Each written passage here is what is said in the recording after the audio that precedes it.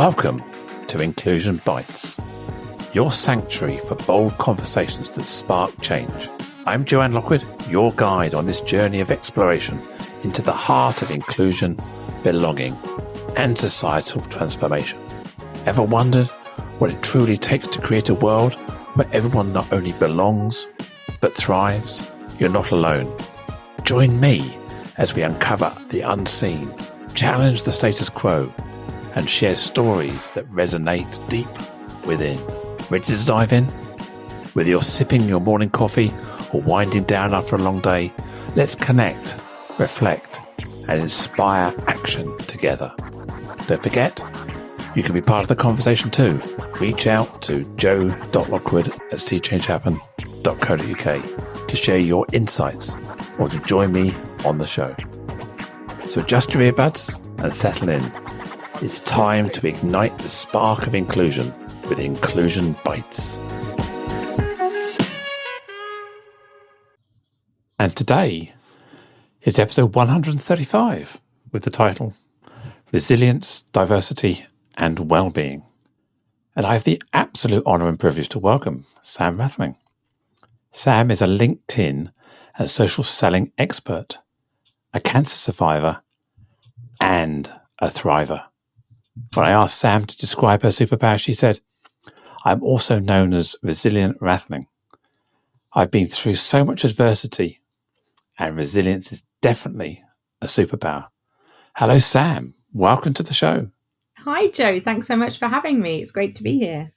Absolute pleasure. I'm really excited to have this conversation. We met probably 4, 5, 6 years ago, first time at a Professional Speaking Association conference, I think. We did indeed. Yes, I remember it well. So, Sam, tell me a bit more about your resilience, the diversity and the well-being. Gosh, where do I start? I think we have a lot to cover on our conversation today, but I think a little bit about me in terms of my background. I've been through quite a lot of different challenges, both business and personally, in the last number of years. So I'm a single mom to 3 children. I have an 11-year-old, a 15-year-old, and a 17-year-old. All of them have some form of neurodivergence, so I'm quite a champion of that side of things. My son Oscar has ADHD, Asperger's, and ODD. My middle child Maya has dyslexia, and my youngest child Liliana has just been diagnosed with ADHD. So I have quite a lot of experience working with neurodivergence, particularly within children. I'm literally 1 year on from finding out. Actually, this week was the week that I went to the GP having found a lump in my left breast. And this week that we're recording this episode is the year anniversary of me going to the doctors and then obviously getting diagnosed with breast cancer. So I am now through my chemotherapy, radiotherapy and surgery. I'm on the other side of now my next 5 years of treatment. So obviously that's been a challenge over the last 12 months to deal with. And yeah, quite a lot of different things in business, a few financial issues around businesses, hostile takeovers, just various different things that I've gone through over the years. So I definitely call myself Resilient Rathling for quite a few reasons. But just for anyone listening, we're recording this mid-October 2024. Yeah. So I think I remember seeing on Facebook that you were ringing the bell after your last chemo session a few weeks ago. Is that right? Yeah, it was end of June, 30th of June, I rang the bell because the very next day I did the Race for Life. I didn't actually run. I walked very slowly. It was like the last one round in about 1,500, but I still did it. So yeah, so that was a moment though, ringing the bell after all that brutality and what my body had been through. And I think a lot of people think though that the bell ringing is kind of the end, but it's really not the end at all for most people. It's a milestone, definitely, but there's a lot of emotional and psychological trauma that comes with a cancer diagnosis and a cancer journey. So I've still got another 5 years of medication and treatment, and I'm on some quite brutal medication at the moment, which does still mean I'm immunosuppressed and I have to treat it like I'm still in chemo. But the drugs are amazing now and I'm still here, and I'm very grateful that I am still here to share my story and raise awareness, and particularly given that it's October and it's Breast Cancer Awareness Month. So that's another poignant thing. So yeah. Been through quite a lot, especially over the last 5 years, I'd say. They've probably been my hardest 5 years if I look back on my life. Yeah. Wow. Yeah, When you go through something like this, there's a propensity, if you like, to say, wow, you're brave, you've all this. And I've been through phases of my life where people have said this, use the brave word to me. And it's well-meaning because it's coming from a position of wanted to say the right thing, wanted to show some empathy, wanted to show some compassion. But when people use it to you, it's kind of like, I'm not brave, I'm just doing what I had to do. Exactly. Bravery is looking back over your shoulder going, wow, that was a journey. You're not brave at the time, are you? No, I think you are strong because you have no option to be strong, because you literally are just going through the motions. So you have to trust the process, and like for the whole time that from diagnosis to going through everything, when you're literally your whole life is determined by hospital appointments and waiting rooms and everything gets put on hold. You're just literally, it's almost like being on a roller coaster that you didn't ask to get on and you cannot get off from. And you come off of it again, and then you're just literally thrown into the ether, because there is literally no support beyond like the physical treatment. Like the job of the doctors and the nurses and the chemo ward is to get you through that. But once you're through it, it's like you're kind of, the appointments stop, and you feel like you're in a safe zone the whole time that you're going through treatment, and you've got lots of appointments because that's what's controlling your life. And then suddenly all of that stops, and it's like, okay, what's next? Because now I'm still being treated, but you're not on the roller coaster anymore. You're kind of off the roller coaster, but it's like, okay, what do I do next? And speaking to lots of people that are going through the same journey as me through online groups and physical groups that I go to for support, I find that there's a lot of challenges around people returning to the workforce, like who have been through a cancer diagnosis. And I run my own business, so I've worked all the way through, but a lot of the people I speak to who have been through that journey and then are either returning part-time or full-time to the workplace are finding navigating that particularly challenging, not because of them, but because of the people around them, and their colleagues just don't know how to handle the conversation, and they don't know how to integrate with that person and speak to that person because of what they've been through. And I think that's a big area that companies need to face up to, given that there are so many people being affected by cancer right now. I think it's a big area that needs to be addressed, because if I was working for a large organization, I had to transition back in. I mean, my own friends don't even know what to say to me. Some of them have disappeared off the face of the planet. That's just what happens. But then coming back into the workplace or coming back in to deal with relationships that you had before you were diagnosed, I think that's a big area for organizations to be aware of. Yeah, I probably get that awkwardness people must feel around you.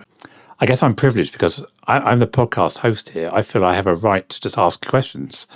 Whereas many people in your personal life are walking on eggshells. Do I say the right thing? Do I say what have I don't know how to talk about it. Do I draw attention to the cancer? Do I talk the brave comment, or what do I? People walk away because they're scared of getting it wrong, aren't they?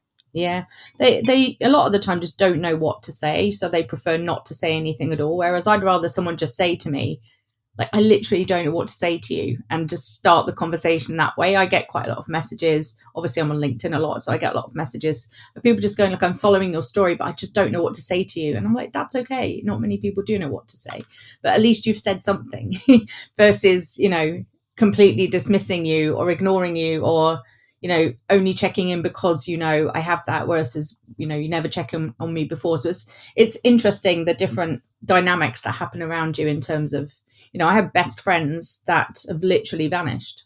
They don't know how to handle it. And I think part of it is people not wanting to face up to their own mortality, and they just don't know how to handle it. So instead of being there and stepping up, they step away and then they disappear. It's like, where did you go?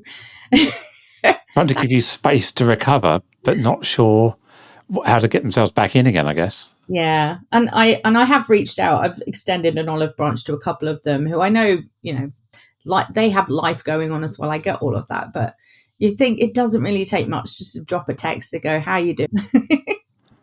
But I'd rather that than radio silence. It's interesting. A friend of mine had, he passed away, unfortunately, a couple of years ago. He had intestinal cancer, 2 tumours. And I went to visit him in hospital in probably the last 3 or 4 months of his life. And I try to be as upbeat as possible, but I also realise that you want to try and find a balancing line between being laughing and joking, not too somber, not too sad, but also respect the fact he was very exhausted. He didn't have the strength to engage in a huge conversation, and it was. I wouldn't say I felt awkward, but I felt it was a really strange situation to be in. My mother-in-law has been through palliative care, and eventually passing away. My father's in a nursing home at the moment, going through sort of some tricky times. And it's somehow really difficult to try and find those relatable conversational experiences to talk about that.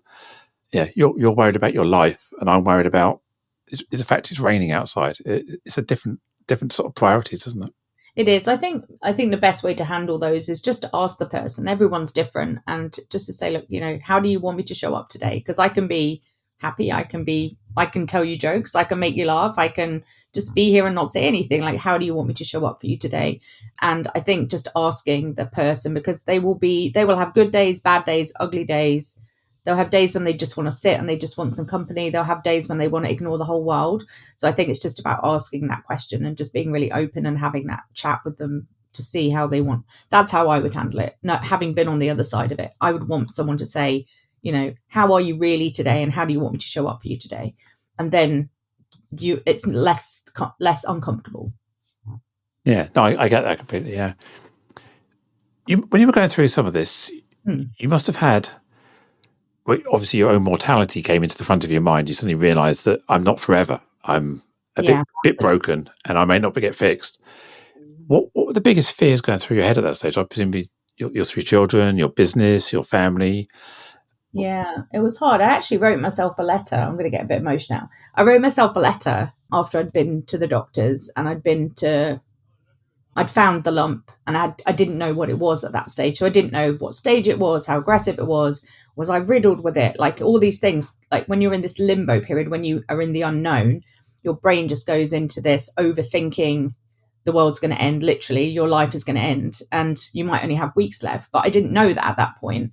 So, of course, as a single mom, like that for me, my biggest concern immediately around my mortality was like, what's going to happen to the kids, So I wrote myself a letter, and I read it back the other day, actually. And it's about 5 pages long, and it's all about that. It's all about the fear of the unknown, and I don't know what's going to happen, and all those kinds of things. And I guess we all know at some stage we are we're not going to be here forever, right? But it really does bring it to the forefront. I mean, my family are all over the world. So dealing with this, with my mum and dad in Portugal and my sisters in Australia and New Zealand, like I literally have no family around me, physically around me. They have been in a couple of times over the last year, but I've generally kind of pretty much done it mostly on my own with 1 or 2 really awesome friends and my kids. But the biggest thing for me was really the children, and like just having everything in place for them. And it really did kick me into gear in terms of making sure that I had and have everything in place for them, because like you literally are staring your own mortality right in the face. And that period of time, you don't know what you're dealing with. All those times when you're in that limbo period, they're the hardest, because you just don't have a plan. You don't know what's going to happen next. As soon as I found out what was happening and I had my plan and I'd met with my oncologist and I was like, right, okay, it's going to be this and this and this, and I'm going to be okay, hopefully, it was easier. But there was a couple of weeks in that literally a year ago, right in this week, actually, a year ago today, was that was all going through my head. So it's very hard. Did you give your tumour a name? Yeah, Larry the Lump. Larry the Lump. Oh, I love it. Is that part of the process where you're encouraged to name it to see your devil or your beast, is it? I don't think you were encouraged necessarily. There's very little, like, they just give you leaflets. They're like, you have breast cancer, like, here's some leaflets, go and read them. It's literally like there's no mental, psychological support unless you go looking for it. There are charities out there that provide it, obviously. I mean, there's some amazing ones out there. But I needed to humanize it and make it, because I told my older kids first when I was being tested, because when I didn't know what it was, I said, look, this is happening for me. I need you to kind of be a bit, flexible with me at the minute. I might not be myself right now. But I didn't tell my little girl, she's 11, but she's got ADHD and she's quite challenged. Like, I'm her world. She doesn't have any contact with her dad whatsoever. So I didn't want to speak to her about it until I knew for sure what I was dealing with. And I called it Larry the Lump when I had that conversation with her, because I literally was like, Larry's going to leave the building, and her defense mechanism is humor. So, which has been amazing because she's kept me laughing all the way through. But she's like, Mum, are you going to have a bald egghead? I'm like, yes, I probably will. I'm going to lose all my hair. And she's like, really? She's like, can I lose mine as well? I'm like, would you do that? She's like, of course I'd do that, Mum. So my two girls actually shaved their hair off. We did a fundraising event for Cancer Research UK, and they both shaved their hair off, and they're 11 and 14 at the time. And I thought that was amazing. Like, my kids just doing that with me, and they're at secondary school. They're not in a school where, that they're that age where image is everything.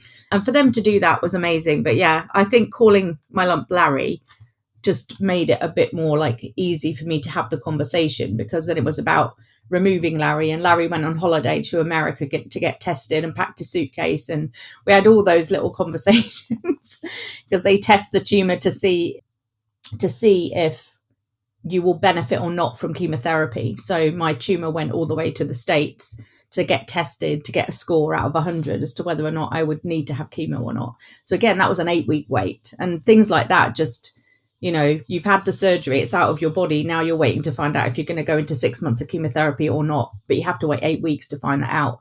So it's those periods are the hardest, when you don't know what the next thing is. What was the hardest thing for you coming to terms with? Was it losing your hair? Was it the surgery? Was it because steroids make you bulk up, change the shape of your face and things? What happened when you looked in the mirror? What were you seeing? I hate the mirror. I still do. I think the hardest thing for me was the chemotherapy. The surgery, I found, I actually liked the surgery because that for me was like the physical removal of the cancer. So I was like, okay, it's out of me now. So that was good. So I didn't mind the surgery. I had a lumpectomy, not a mastectomy. So I went into the consultant saying, take them both off, like, get rid of it, like, just take them both off, I don't care, like. And she said to me, Sam, let's just take the emotion out of this and talk medical facts, and I can save your breasts and give you surgery and radiotherapy, and it will have no difference in the outcome. So we decided on a lumpectomy. So I didn't have like it was a major surgery, but it wasn't like as big as taking both of them off.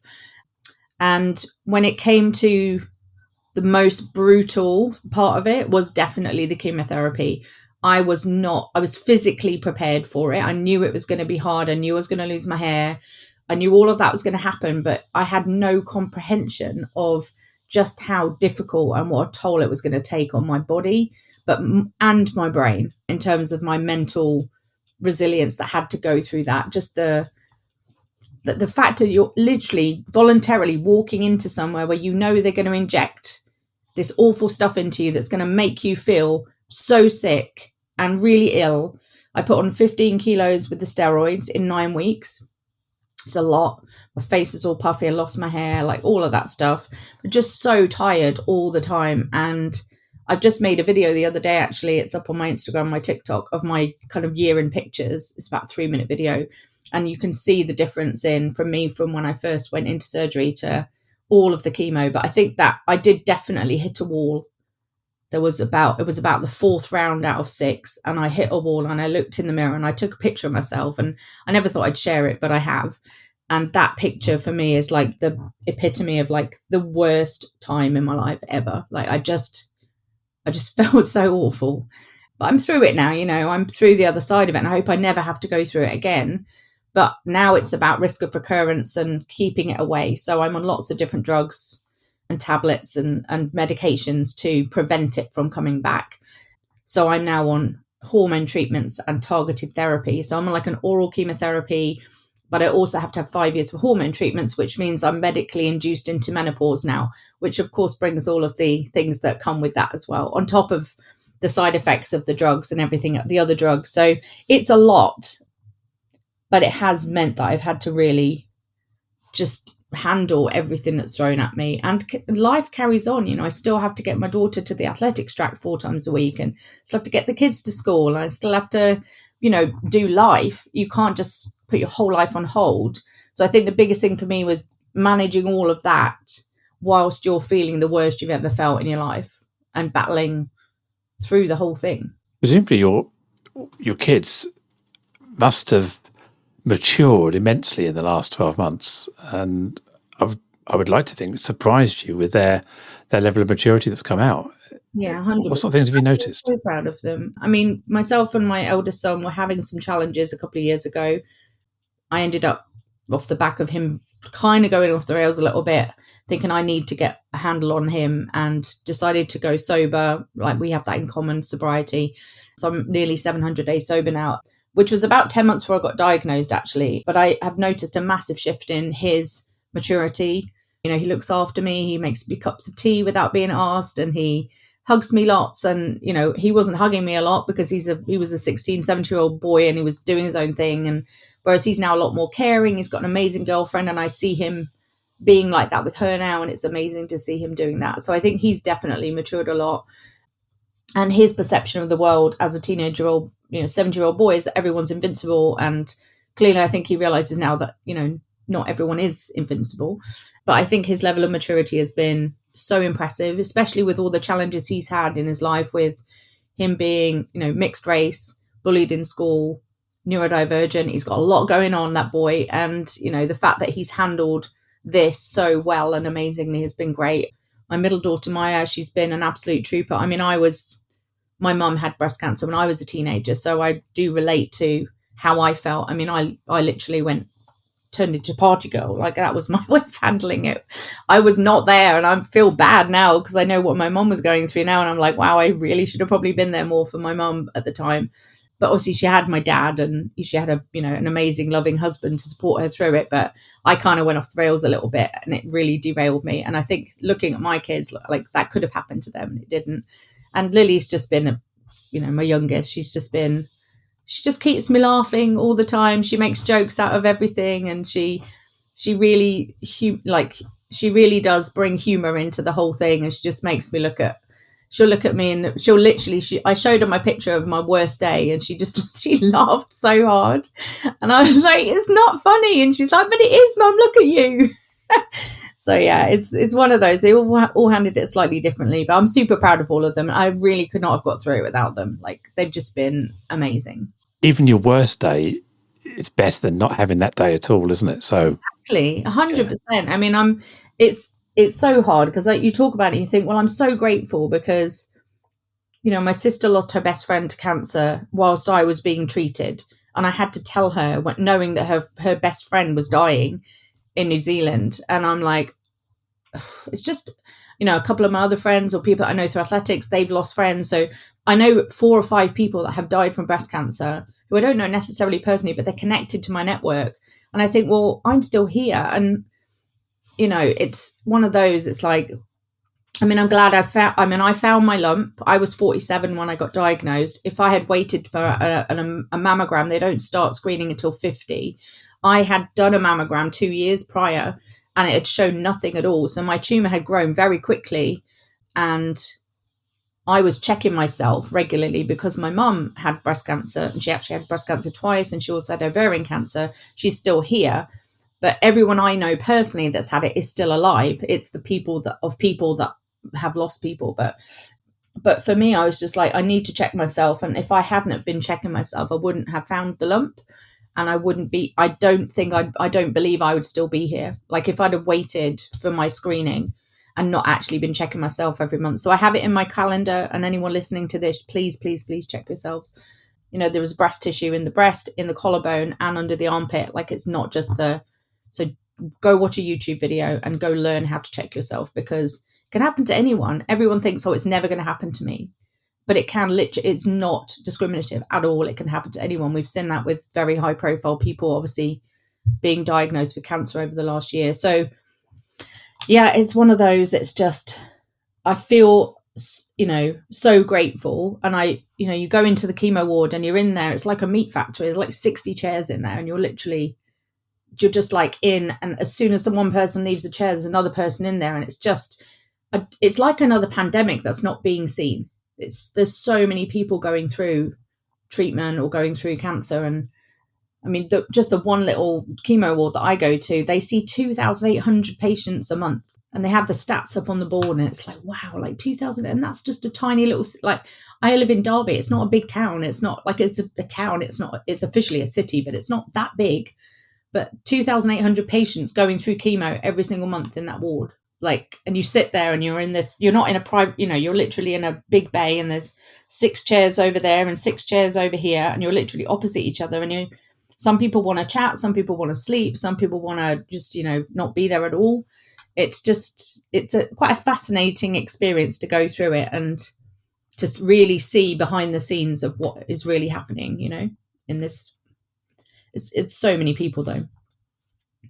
Yeah, and a couple of years ago, I got the poo test kit through the post to do, and I put it on the side and thought, I'll do this. So it looks a bit complicated. I had to get myself in the right frame of mind for it.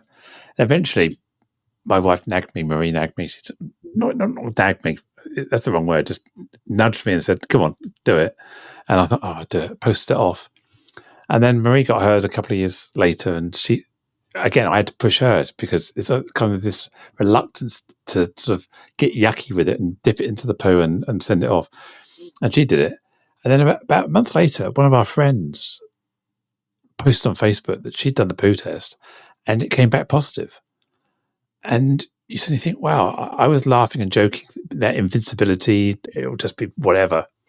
And suddenly someone does it. And it's an adverse result, and you think, wow, if that had happened in reverse, we found out about her first, I would have just done it straight away. Yeah. So we've got to think it's not only breast cancer. There's all sorts of cancer, all sorts of cancer. I think the main thing is if anything is unusual to you or not normal, like the best thing to do is just to go get checked, because 9 times out of 10 it's not going to be cancer, it's going to be something else. But if anything is abnormal in your body, like just get to know what your normal is, because it could be any part of your body, obviously, but things like, when I told my friend group that I had breast cancer, they were like, oh yeah, I should get my, I've been getting those letters through about getting a mammogram, or, oh yeah, I keep getting asked for to go for a smear test or whatever it is, like all these things that you just put off because life is busy.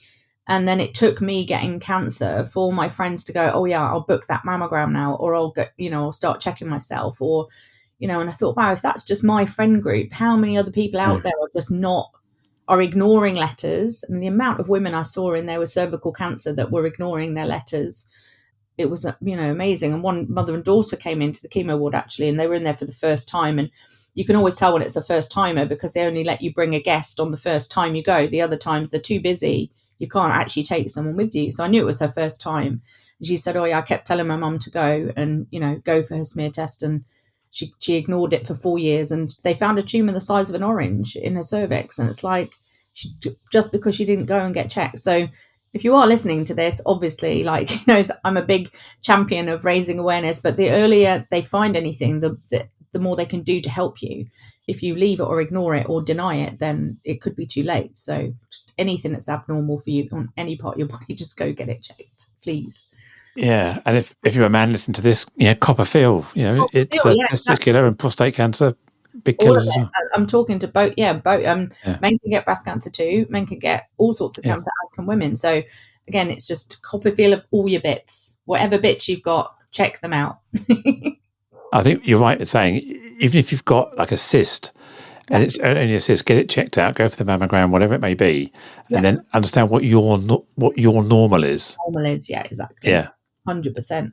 I mean, the only reason obviously I do check myself all the time, but I just happen to be wearing something different to what I normally wear to go to bed. So I could only find, I just grabbed a really tight white t-shirt, and I'd never normally wear a white tight t-shirt to bed. That's not what I'd normally wear in bed, but I put it on, and then I was lying back on my pillows. It was about 30 degrees. And because I was wearing a particularly tight top, my breast was splayed in slightly a different way. And I was like, oh, what's that? And I just thought, oh, I didn't feel that before. And my tumour was the size of a walnut. It was 2.5 centimetres. And it was right at the very top. But if it had been buried anywhere, if it wasn't right on top of my left breast and it was somewhere underneath, I wouldn't have felt it or wouldn't have found it. But thankfully, that white t-shirt literally saved my life. But I found it on a Friday night, and of course the GP was closed, and I'm freaking out all weekend. I'm like, I need to speak to the GP. I need to get to GP. And I literally rang first thing on the Monday morning and booked myself in that day. And it's a very quick process. Once they do suspect anything, it's very quick in this country. So I think we're very great. I'm very blessed that we have the NHS, and the staff have been amazing. And once you're in the system and you're going through it, like they dealt with it so quickly.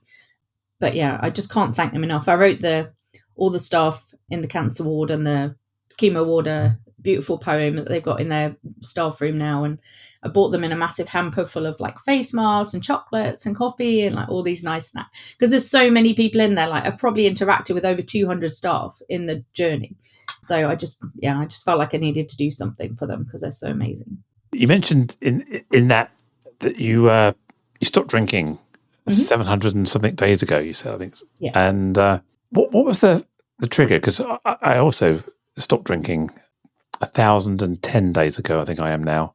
Love it. Alcohol free. Just curious about what was your motivation? What waking up with a hangover one day, or? You know, most people do think that it is that, but for me it wasn't. I felt like I had quite a major incident happen with one of my kids. We were away in Bali on holiday and all my children were with me, but one of them had decided in his wisdom that he would give access to my house to all of his mates and all of their mates. And I came back to a crime scene and 27 teenage boys had moved into my property and had destroyed it to the point of no return. And it was awful. And it was just, I don't know why he chose to make the decision to say, yes, of course you can use my mum's house while we're away. But the police raided my house while I was in Bali. And yeah, it wasn't fun. And I got a phone call from the police on New Year's Eve, basically saying there was nothing they could do. They had 4.5 hours in my house, got all the forensics they needed, and basically decided it wasn't worth them spending any energy on it because it was just a bunch of kids and they had access to the house because he gave them the key safe. And I just thought, I have totally lost control here.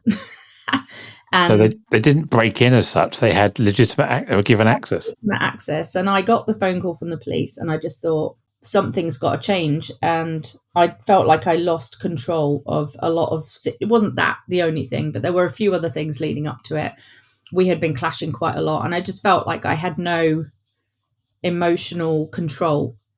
And I had noticed I had been drinking more and more to handle the challenging relationship with my son leading up to that. And I just thought, and it was New Year's Eve, and that's the one day of the year when you think that. And I thought, this is going to send me one way or the other. And I had been noticing I had been drinking more and more, like on my own in the evenings. And I was using alcohol to dull a lot of the challenges that I was having with that relationship, and which is now amazing. But back then it was really tough. And yeah, I just was like, something's got to change. And I took the call. And I knew I was going to hit the bottle, or something needed to change. And I don't know what it was. I don't know why I decided in that moment. It was about 6:30 on New Year's Eve. And I thought, no, I literally have to get control back of my life and back of my kids. And that's when I made the decision to go sober. Yeah, I think for me, it was just a realization that I've been drinking since probably the age of 13. Many of us drink from our teens, don't we? Mm-hmm. I spent a few years in the Royal Air Force, which didn't help. That was kind of a training ground on how to drink. And I think that sort of set the pattern. And I was regularly drinking too much from the age of 17 or 18. And in my 30s, I joined a club, and that club heavily revolved around drinking, going out and doing stuff and traveling around. And I think it just became a habit. And I realized I just didn't like the person who I was. It was not only my gender transition. I fixed one part of my identity that wasn't working for me. And I realized there was another part of my identity, which is this alcohol dependent person. And I'm not going to debate whether I was an alcoholic or alcohol dependent or just propped up by alcohol, however you want to describe it. But I was certainly propped up by alcohol. And it led me to make decisions I wasn't proud of. It put me in situations I wasn't proud of. It made, rather than go home when the bar shut, I'd be trying to find somewhere to get another drink. I remember being in Estonia on a speaking gig, and we managed to find a kebab shop in Estonia that served alcohol at 4:00 in the morning. I was in Melbourne, Australia, and we found a service station at 5 in the morning that was selling alcohol in the bottle. And we went to the service station, bought alcohol, and carried on drinking. It was like, you wake up from these things and think, why did I not go to bed Why did I do at that? night? Yeah, no, I was the same. I definitely resonate with a lot of what you've just said there. I mean, I worked for a drinks company. That was my training ground. Like, I worked for Diageo for 4 years and literally like sold alcohol. Alcohol was my life, and I learned how to really cope with drink very, very well. But I had too many moments of bad decisions, blackouts, like not remembering 3 hours of an evening, and I'm like, what am I doing? So I think I definitely was using alcohol to numb the pain of quite a lot of things. I'd gone through a really challenging divorce. I'd have a toxic relationship with my ex. You know, we went from having a really amicable 50-50 arrangement with the children to me having them 24/7 and him literally disappearing off the planet. So absent father step, then I'm handling all of that, plus growing a business, plus COVID, plus all these other things. And I'm like, that was my coping mechanism, definitely 100%. So I resonate with all of that. And I didn't really have a lot of control over that. Like, I would go out, but I'd go out, and I'd really go out. I'd be able to drink a lot out, and really be able to drink a lot in an out session. But then I found myself drinking on my own in the evenings and having and I'd open a bottle of wine, but the bottle of wine would be gone. It's like, so I feel like it was a combination of things, but I feel much better now that I don't. And I think, well, maybe there's a reason why it all happened now, because 10 months later, I got diagnosed with breast cancer, and my liver was probably in the best condition it could be for handling, having to deal with all of that. So I think in some ways I'm glad that all of that stuff happened, because if I had still been drinking, maybe I wouldn't have found the lump. Maybe I wouldn't have been as aware. Maybe I wouldn't have been able to cope with the treatment and the chemo as well as I did. I mean, I know it was brutal, but, I've come the other side of it, and I'm out the other side of it now. But I mean, if anything was going to turn me back to drinking, it would have been a cancer journey and a cancer diagnosis. And I didn't. I haven't touched a drop since then. So I'm quite proud of myself that I managed to handle all of that, all of the chemo and everything without alcohol being at my side. Because I think it would have definitely played a part massively if it had been 1 year earlier. That's quite a thing you're just saying there, that you've come out through this and you haven't needed to use alcohol as a crutch to get you through that. So if you'd have kind of half stopped or cut down, it would still been in your life. But once you make a decision that it's no longer in your life, it's not the crutch, it's not the support mechanism you turn back to, is it? No, definitely not. And I have friends that have gone through the same journey as me, and that was their coping. They go in, get their chemo, take the wristband off, go over to the shop and buy 2 bottles of wine and down it, so that they would then like go into a deep sleep for like 2 days, because that's what you have to do when you've had chemo. Like, I would sleep for 18 hours, like straight after a chemo session, and just not come out of it. I'd go into my, called it my hibernation. But I have friends that would literally go into their hibernation and do it through drinking copious amounts of wine before they went into hibernation. But I think, God, if I'd have actually been still drinking when I got diagnosed, I don't think I would have handled it as well, like emotionally or physically. I think it made my sobriety made a massive difference to my treatment, I believe. I mean, I've kept in touch with you mainly from a distance through your social media posts, and you mentioned your photo montage that you posted recently, and I remember seeing that last week or the week before, whenever it was. Yeah.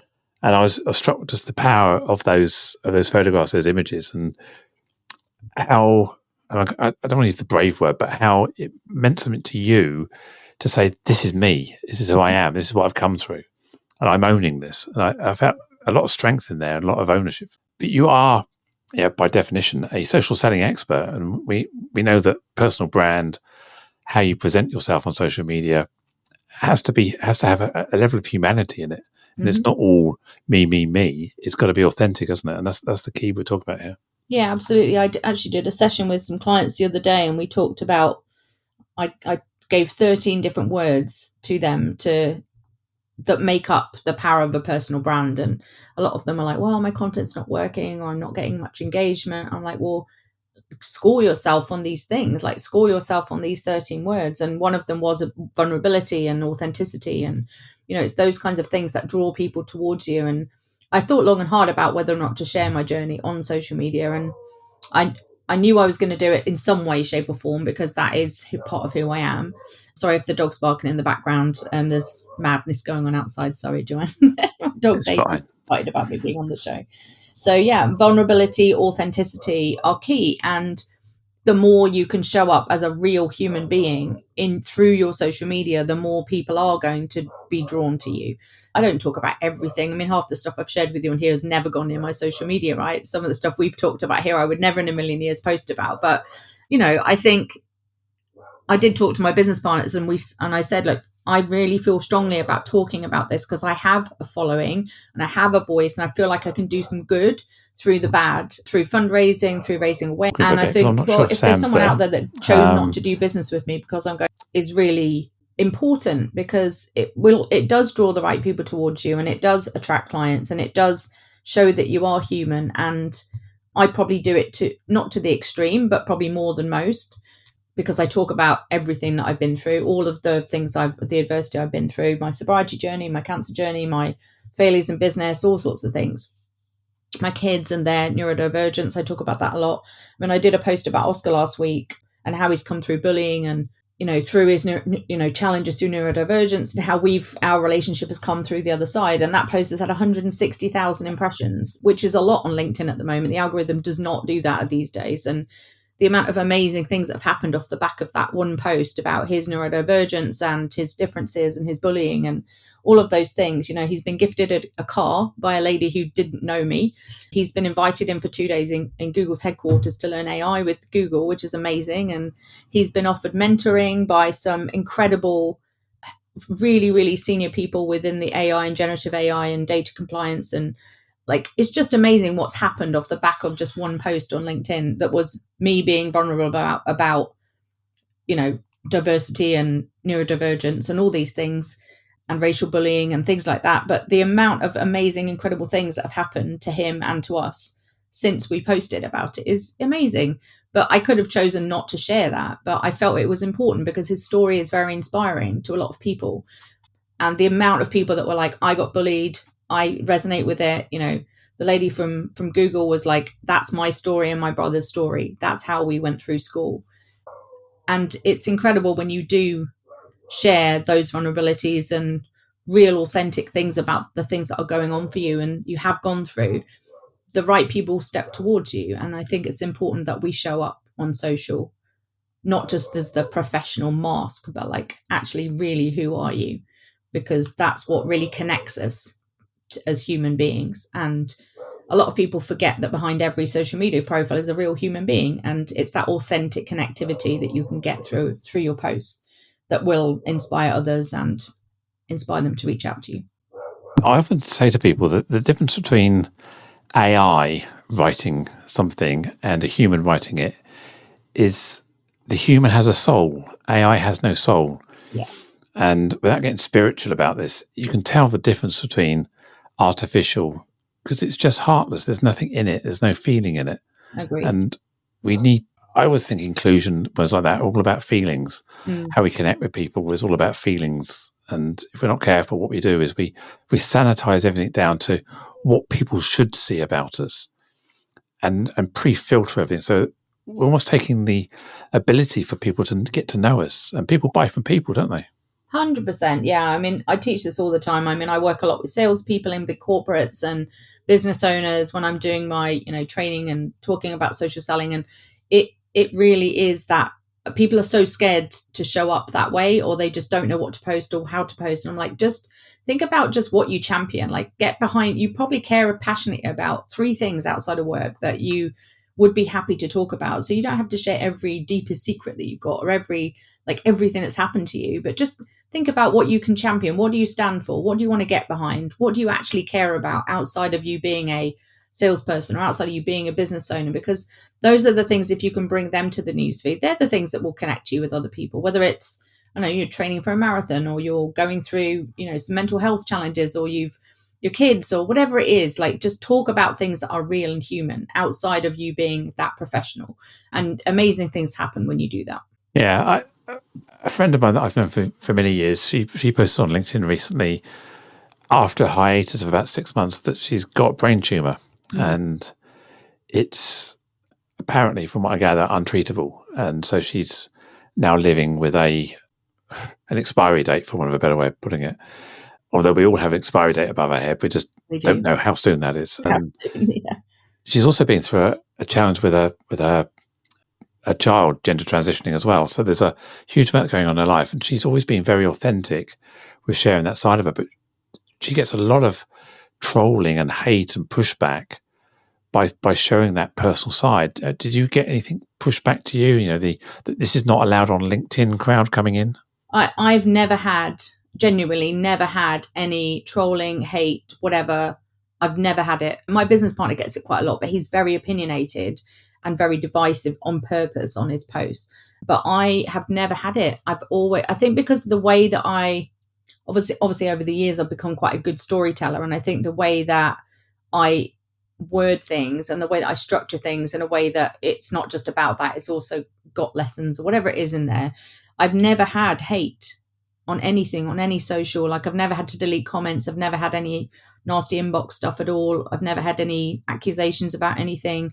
And I don't know why. I think LinkedIn is quite a professional platform anyway, but it's unusual for you to get that kind of thing. I've never had the whole like, oh, why are you sharing this on LinkedIn? I mean, obviously I'm a LinkedIn expert, so I don't generally tend to get that too much, but I've just never had it. And I don't know why. I think because of the way that my personal brand is, and I give so much value as well around the topic of LinkedIn and social selling, that I think people don't mind me also sharing my other side of things, because I also do it in a way that it is inspirational to people rather than it just being a attention seeking thing. Do you know what I mean? I think I do it in a way that is probably a little bit different to others, maybe. I don't know. Thinking about the takeaway from, what are you going to take away from this? What's the impact on you, on how you think or feel or something? Yeah. Rather than just woe is me, it's exactly. Woe is me, and this is how you can exactly. Yeah.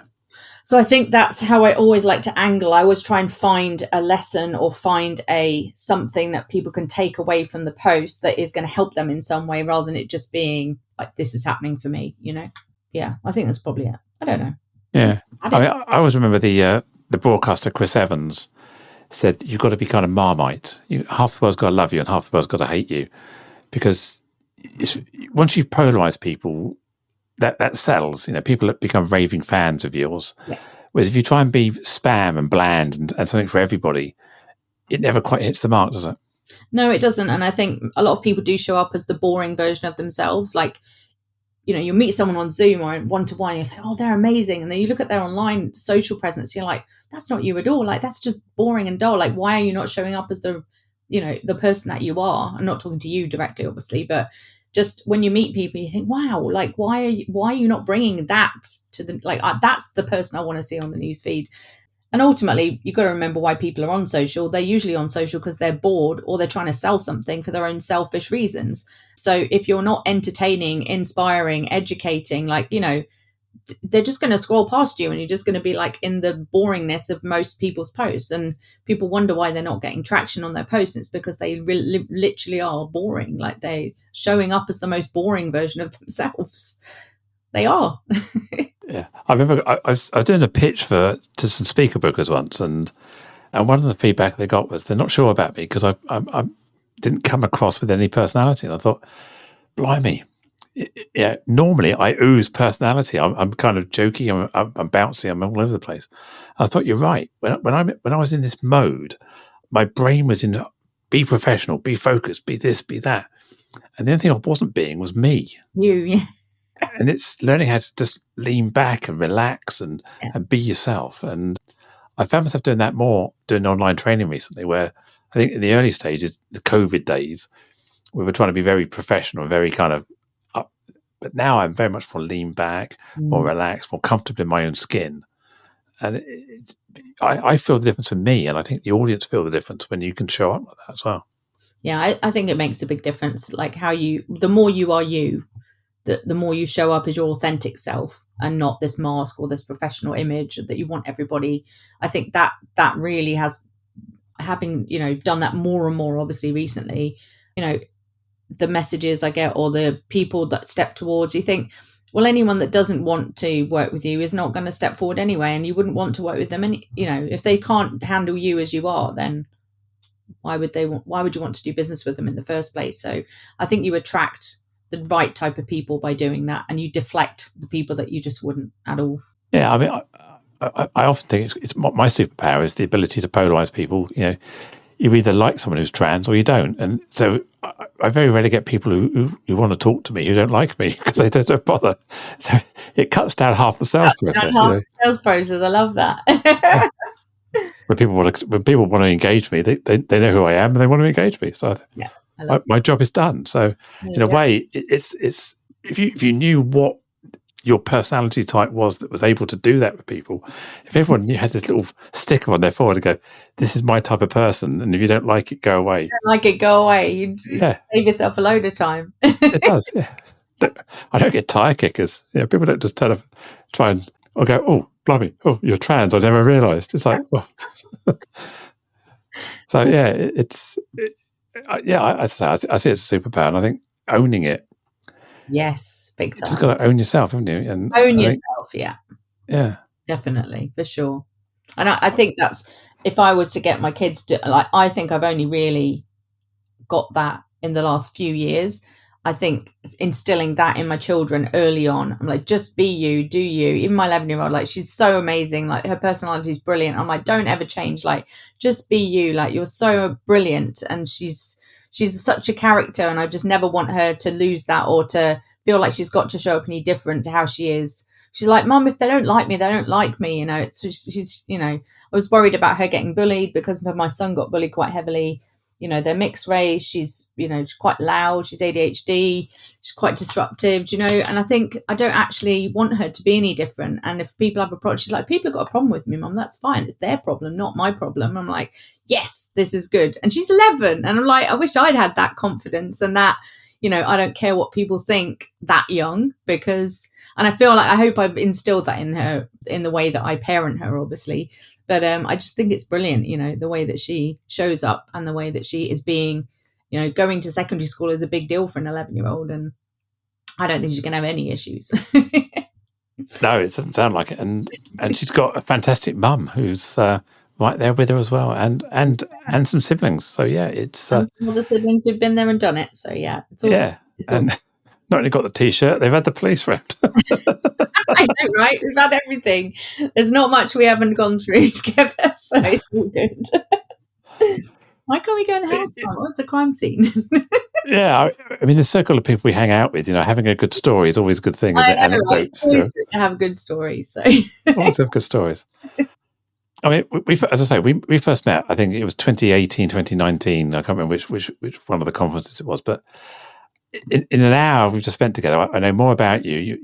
You're a fantastic human being that I've loved spending this time with. It's been, I joked with you in the green room at the beginning. I was saying, around about 55 minutes in, I'll say something like, what an inspirational conversation it is. And when we get there, I'll mean it. And I mean it. I absolutely mean it. This has been a really fun hour, obviously some serious topics, but getting to know you better has been absolutely fantastic, and I really appreciate your time today. Well, thank you for having me. It's been great, and I look forward to listening back to the episode. But how can people get hold of you? Resilient Rattling, where are you? Where do you hang out? Yeah, where do I hang out? Well, obviously I hang out on LinkedIn mostly, so that's going to be the place. There's only 2 Sam Rattlings in the world, and only one of them's a girl, so I'm quite easy to find, really. The other one's a IT CEO in America that won't connect with me. And your business was it Pipeline 44, if I remember? Yeah, so the company is called Pipeline 44, but we have a couple of brands underneath that. So I look after the Social Selling Teams brand, so I do a lot of work in corporate, working with sales teams, and we have the Social Selling Academy, which is for business owners who want to learn to get results from LinkedIn as well. So yeah. And you got a couple of books, and I actually own both those books physically and on and Kindle, I think, because you were doing deals on Kindles. So I've got them both ways. But yeah, you got a couple of books. Yeah, so Linked Inbound and Linked Outbound, so they go hand in hand. Linked Outbound is kind of probably more advanced and for people with Sales Navigator and who are doing a bit more kind of outbound and sales and prospecting. Linked Inbound is kind of LinkedIn 101. So if you're brand new to the platform, or you just want to get started, or you just want to kind of really amplify what you're already doing, then Linked Inbound would be the place to go. So yeah.